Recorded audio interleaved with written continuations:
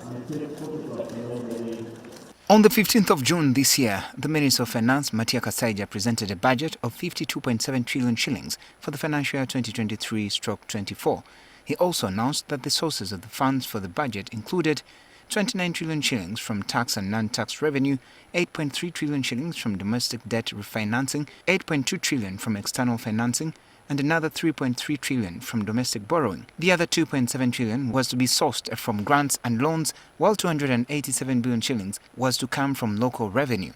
Less than 2 months after the financial year started, the government has indicated plans to revisit the budget following the World Bank's decision to suspend funding to Uganda over the anti-homosexuality law.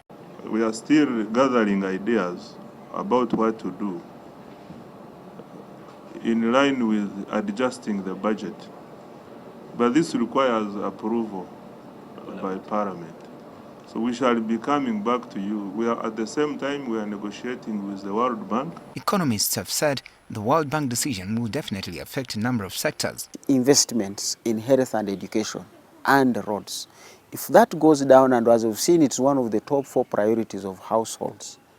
If the schools decide and say we still want to do investments, so you parents bring more money so that we can top up. Now, the poor parents may not be able to raise that required funding. So we might see children drop out of school.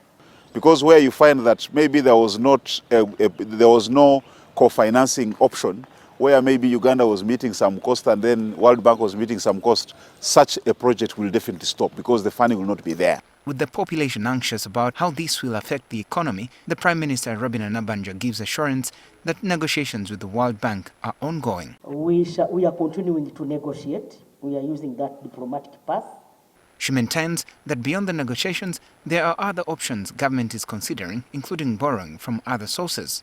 As Prime Minister, I've already been directed by the President to be frugal as government.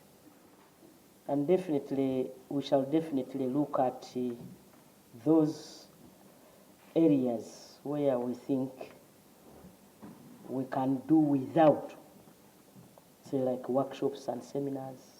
Otuke County Member of Parliament Paul Omara sought an explanation from government on the practical measures it is taking. Would it be procedurally right for you, in light of the challenges that we are having as a country relating to our budget funding, for the Ministry of Finance to meet the Committee of Finance, Budget and National Economy tomorrow so that we address those issues? Why are you panicking as if the country is going to shut down? We made a decision here. When we were making that decision, we knew it would have repercussions. Okay?